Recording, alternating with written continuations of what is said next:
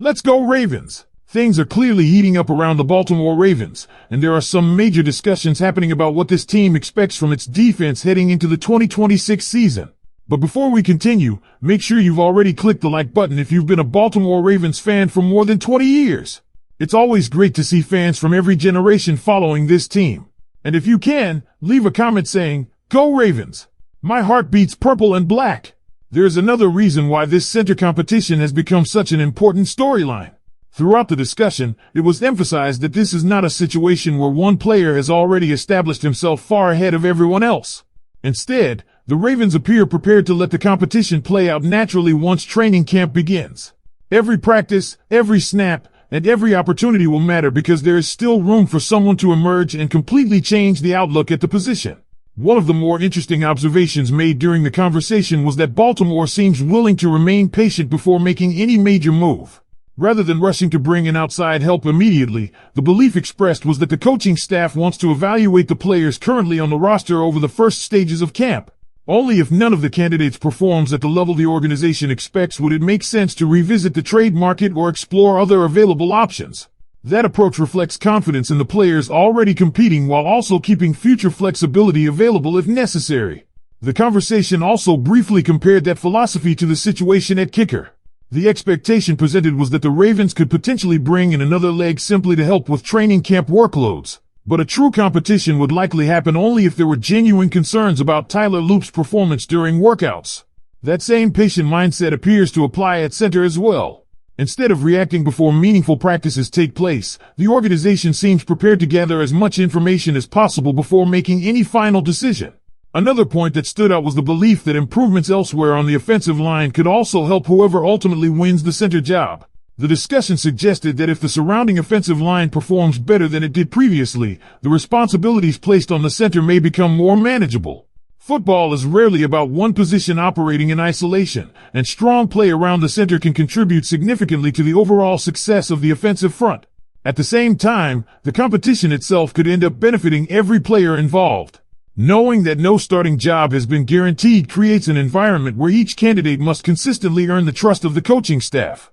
Every practice provides another opportunity to demonstrate communication, consistency, technique, and reliability.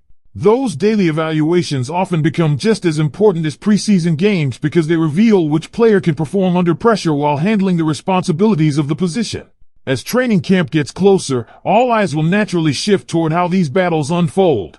The defensive expectations remain incredibly high after the organizational changes and the investments made on that side of the ball, while the center competition represents one of the biggest unanswered questions on the offensive side.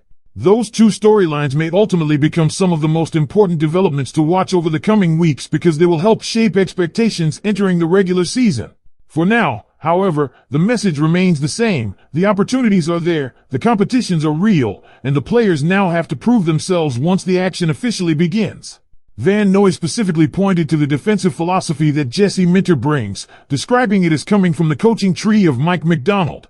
The message behind those comments is clear.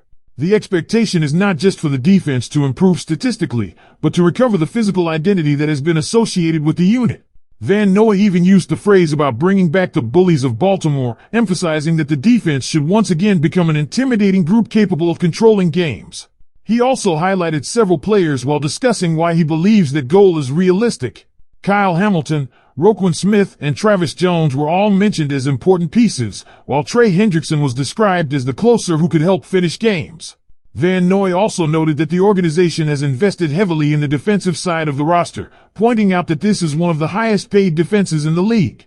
In his view, when a team commits that many resources, expectations naturally rise because everyone expects those investments to translate into results when the biggest games arrive. The discussion did not stop with regular season performance. One of the strongest themes was that success will ultimately be judged by what happens much later in the season. Having talented players and impressive depth is important, but the transformation needs to appear when the pressure reaches its highest point. That is where Van Noy believes this defense will truly be evaluated. The conversation also focused on something that frustrated many observers during recent seasons: slow starts on defense. It was argued that while the defense eventually improved during one season, the opening stretch created unnecessary problems. Even more concerning was the statistic shared during the discussion showing that the 2025 Ravens defense allowed 126 points during the first 5 weeks of the season, while giving up only 120 points during the remainder of the year combined. That contrast perfectly illustrates why there is so much emphasis on starting fast this season instead of spending weeks trying to recover from early struggles. Another point raised was that several of the issues from last season have already been addressed. The defensive coordinator has changed, additional pass rush talent has been added, and the overall depth across the defensive roster was praised. The opinion expressed was that there are no glaring weaknesses throughout the defensive positions, giving the coaching staff far more flexibility than before. The belief is that the combination of star players and depth could become one of the biggest strengths of this roster if everything develops as expected. There was also recognition that Jesse Minter enters this opportunity as a first-time head coach, but it was emphasized that he brings valuable experience after calling plays for the Chargers defense and working previously at both Vanderbilt and Michigan. The discussion suggested that Baltimore possesses significantly more defensive talent than the group he previously coordinated, making this an intriguing opportunity to see how that experience translates with a roster carrying much higher expectations. Perhaps the biggest takeaway from all of these comments is that confidence exists inside the conversation surrounding this defense, but confidence alone will not satisfy anyone. The expectation is for immediate intensity, consistent execution, and visible improvement from the opening weeks of the season instead of another slow beginning. The talent may already be in place, but now everything depends on whether the group can actually perform together under this new direction. One area that is generating just as much discussion is the battle at center, and it is becoming one of the most closely watched competitions on the roster. During the conversation, Ravens insider Jeff Zrebiec shared his current expectation for how that competition could unfold, and his prediction may surprise some fans. According to him, ever since the draft ended, his belief has been that Baltimore's Week 1 starting center would come from outside the organization because the team did not address the position during the draft. However, as training camp gets closer, he admitted that his confidence in that prediction has started to decrease.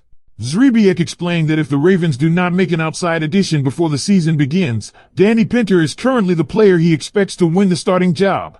That prediction immediately became one of the biggest talking points because there is still no clear favorite. Instead, what exists is a genuine competition where multiple players still have an opportunity to earn the position through their performances in training camp. The discussion also compared the center situation to another position on the roster, emphasizing that Baltimore may not necessarily need elite production if they can simply receive reliable, consistent play. The point made was that while replacing an established starter is never easy, having someone who performs solidly every week could be enough for the offense to continue functioning effectively. Rather than expecting perfection immediately, the focus appears to be on stability and limiting mistakes while the competition develops. Danny Pinter's experience was another important part of the conversation. Although he has appeared in multiple games during his career, only a small number of his starts have actually come at center, with much of his earlier experience coming at guard. Even so,